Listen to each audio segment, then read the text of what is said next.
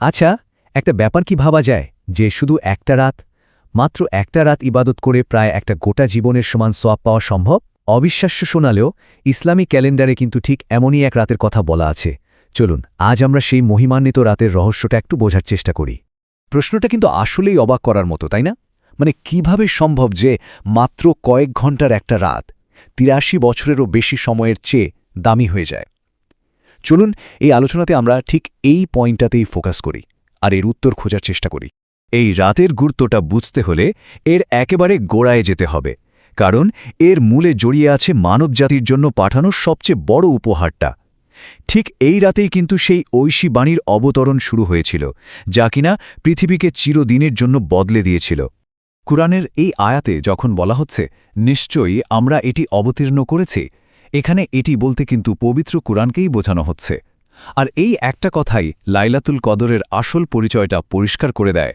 মানে এটাই সেই রাত যেদিন মানবজাতির জন্য আল্লাহর পক্ষ থেকে পথনির্দেশনার যাত্রাটা শুরু হয়।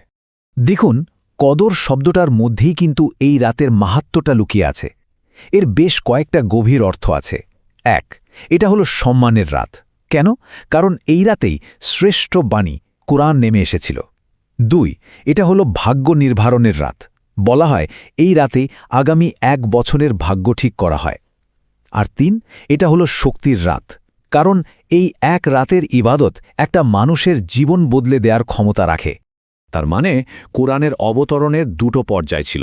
প্রথম পর্যায়ে লাইলাতুল কদরের রাতে পুরো কোরআন একসাথে প্রথম আসমানে নেমে আসে। ভাবা যায় কি বিশাল একটা মহাজাগতিক ঘটনা। আর এরপর দ্বিতীয় পর্যায়ে প্রয়োজন অনুযায়ী একটু একটু করে ২৩ বছর ধরে সেটা মানবজাতির কাছে পৌঁছে দেওয়া হয়। আচ্ছা, এবার আসা যাক এই রাতের অবিশ্বাস্য মূল্য বা ভ্যালুর দিকে। মানে কেন এই রাতকে এতটা মর্যাদা দেওয়া হলো? এর পেছনে কিন্তু আল্লাহর অসীম করুণার এক অসাধারণ গল্প আছে। এখানে কিন্তু কোনো যদি, কিন্তু বা সম্ভবত নেই। আল্লাহ একদম সরাসরি ঘোষণা করছেন যে এই একটা রাতের ইবাদত ১০০০ মাসের ইবাদতের চেয়েও ভালো। ব্যাপারটা এতটাই পরিষ্কার এবং গুরুত্বপূর্ণ। ১০০০ মাস হিসাব করলে কতদিন হয়? প্রায় ৮৩ বছরেরও বেশি। একবার ভাবুন তো, একটা প্রায় পুরো জীবনের ইবাদতের সওয়াব মাত্র এক রাতে অর্জন করার সুযোগ। এটা তো এক অবিশ্বাস্য ব্যাপার। এর পেছনের একটা ঘটনাও বলা হয়, যেমন বনি ইসরায়েলের এক ব্যক্তি নাকি ১০০০ মাস ধরে আল্লাহর ইবাদত আর তার পথে সংগ্রাম করেছিলেন। তো রাসূল সাল্লাল্লাহু আলাইহি সাল্লামের সাহাবীরা যখন এটা শুনলেন, তারা একটু মন খারাপ করলেন। ভাবলেন যে তারা তো এত লম্বা জীবন পাবেন না, তারা কিভাবে এর সমান হবেন। ঠিক তখনই আল্লাহ তার করুণা থেকে এই উম্মতকে উপহার হিসেবে এই রাতটা দান করেন। এই রাতের মূল্য কিন্তু শুধু ইবাদতে সওয়াবের মধ্যেই সীমাবদ্ধ না। এই রাতে আসমান থেকে পৃথিবীতে এমন কিছু আধ্যাত্মিক ঘটনাও ঘটে যা একে একেবারে অন্য মাত্রায় নিয়ে যায়। এই আয়াতে একটা ছোট কিন্তু খুবই গুরুত্বপূর্ণ ব্যাপার খেয়াল করার মতো। এখানে যে আরবি শব্দটা ব্যবহার করা হয়েছে সেটা কিন্তু অতীতকালের না, এটা বর্তমান আর ভবিষ্যৎ বোঝায়। এর মানেটি? এর মানে হলো ফেরেশতাদের এই নেমে আসাটা কোনো একবারের ঘটনা ছিল না, এটা প্রতি বছর ঘটে, এখনও ঘটে। প্রতি লাইলাতুল কদরে ফেরেশতারা পৃথিবীতে নেমে আসেন। মানে এটা একটা জীবন্ত চলমান আধ্যাত্মিক ঘটনা। আর শুধু তাই না, সব ফেরেশতাদের সাথে বিশেষভাবে আর রূহ অর্থাৎ জিবরাইল আলাইহিসসালামের নামটা উল্লেখ করা হয়েছে। এটাই রাতের সম্মানকে আরও অনেক গুণ বাড়িয়ে দেয়।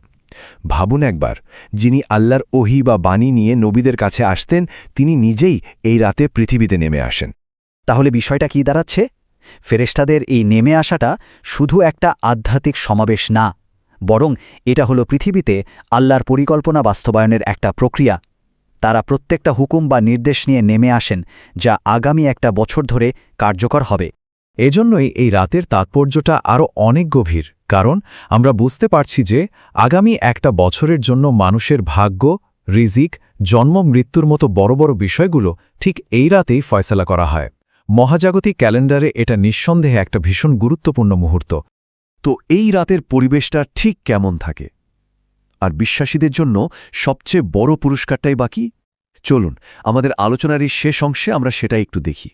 এই সূরার একদম শেষ আয়াতটা এই রাতের মূল বৈশিষ্ট্যটা তুলে ধরে, আর সেটা হলো শান্তি।